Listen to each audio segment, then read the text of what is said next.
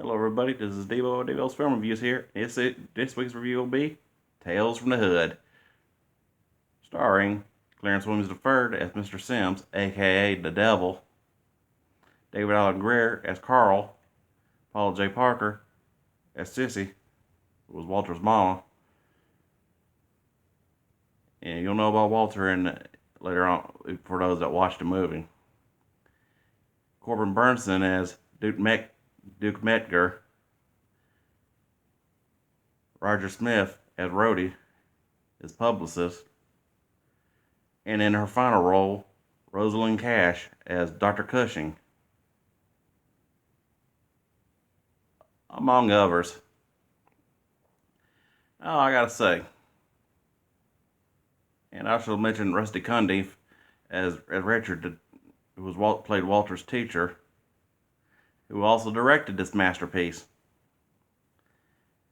An excellent masterpiece it is. A great horror film and a great metaphor for social justice. I mean, Tales from the Hood.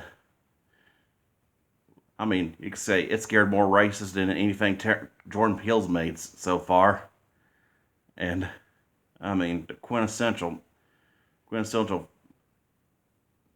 horror classic, and one that, for well,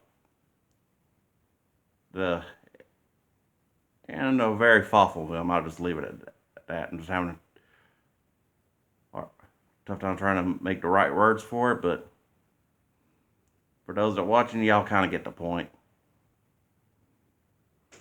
Because we'll talk about excellent stories for a take on Tales from the Crypt, which is what this anthology movie is, and of course, an excellent film.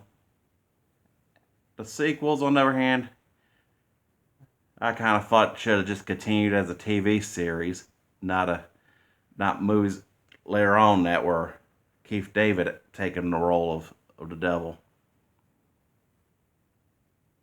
Because Clarence Williams III knocked it out of the park. I mean, I gotta say, practically the best movie devil ever.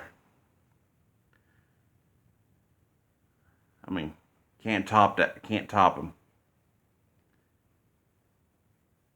And of course, excellent stories that were great horror tales, and especially with an impact on relations and all.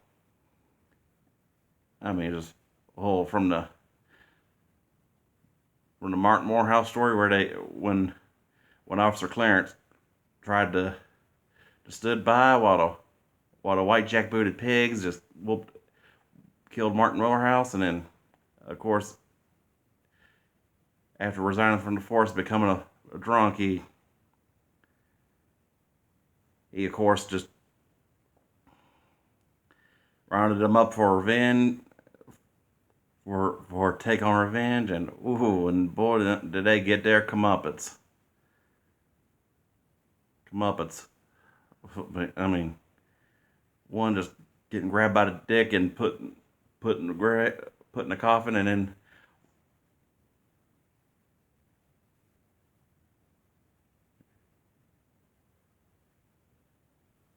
one guy going straight down, and another one going just getting plastered on turned into a mural.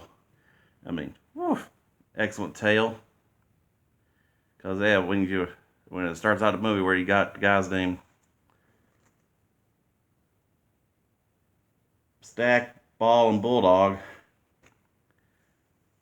at the beginning of the movie, who of course think they're trying to pick up some dope from the funeral home director, and of course how that plays out is they get told stories until they're impending doom, like the Martin Morehouse one, and then there's one about Walter the Kid, who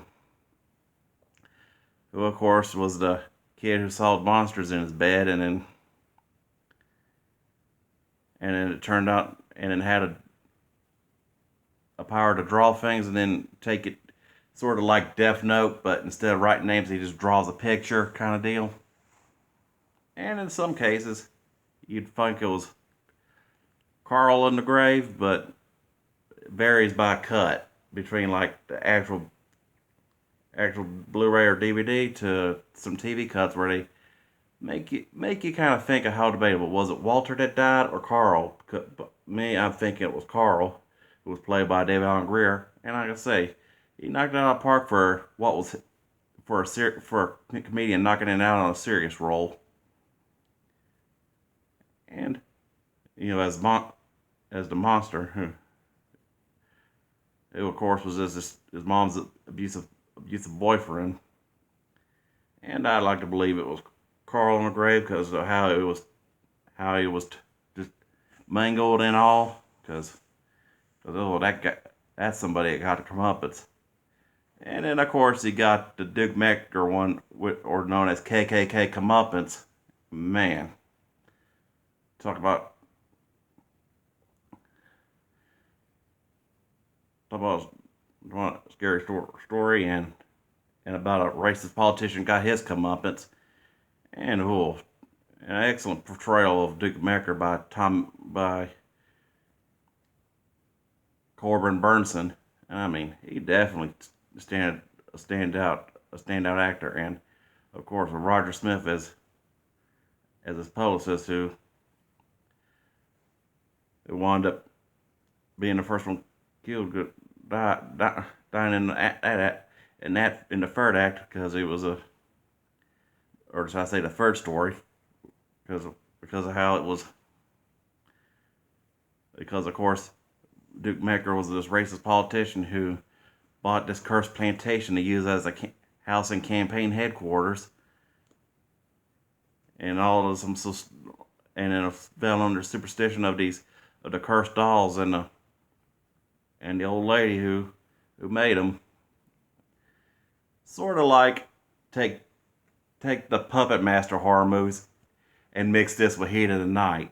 That's kind of how I could describe it, as if Puppet Master was a Heat of the Night episode, since it was Southern Mississippi and all. And of course, being Duke Mecker being named after Tom Meckner, who of course was a definite skinhead piece of shit, and of course David Duke, of course himself known for being a racist politician. And then you got the fourth act, which intertwines with the beginning of the movie with Stickball and Bulldog, because it was a guy who turns out it was a guy who they killed, and then and it was like a what if it was the other way around kind of deal, where Crazy K got the guy was after them, but got some lookalikes in the process. But instead of getting shot by Stickball and Bulldog, he was winged by. It was like if he got kind of what if he got winged by the police instead, and in order to get out of prison, he volunteers for like some Clockwork Orange type store deal of, which is where Rosalind Cash's character comes in as like the doctor who tries to who attempts to rehabilitate him and all. And I mean, with it used for the chair and all, and whew, I mean, that kind of makes Clockwork Orange look like Mr. Rogers for a skit that's basically for a take on it that basically makes Clockwork Orange look like Mr. Rogers in a way, which is almost an understatement given how how the make believe puppets were a lot creepier than the puppets from the Duke Mecker story take on that, but in equal sense. But overall, talking about how you get to excellent take on and an excellent twist. If I hadn't gave too much away, and I mean, this was more of a twist than anything M. Night Shyamalan Ding Dongs ever came up with. Anyway, Tales from the Hood is definitely an underrated horror movie and a great masterpiece. I mean, even if you don't like horror, I recommend watching it. I mean, especially with today's political and social climate, it should definitely be more talked about. I mean, just from the stories to the infamous violins, and you know that sound. Yeah, if you know, you know. And of course, I'm not going to get too much away, but of course, you learn that stick, ball, and bulldog. Well, stack, ball, and bulldog. I don't know why I keep getting mixed them up. Trust me, reviewing ain't as easy as you think it is. But overall, Tales from Hood, a definite 5 out of 5. I mean, flawless movie. Can't think of thing if I made it, I would change kind of deal.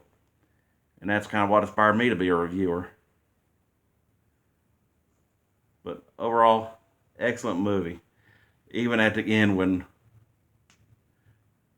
they realize that Mr. Sims is the devil, and he goes, "Welcome to hell."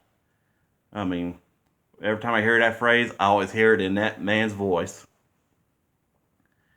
From that twist of where Stack, Ball, and Bulldog finally get there, realize that they're dead too, and oof, you know, and it was them that killed Crazy K.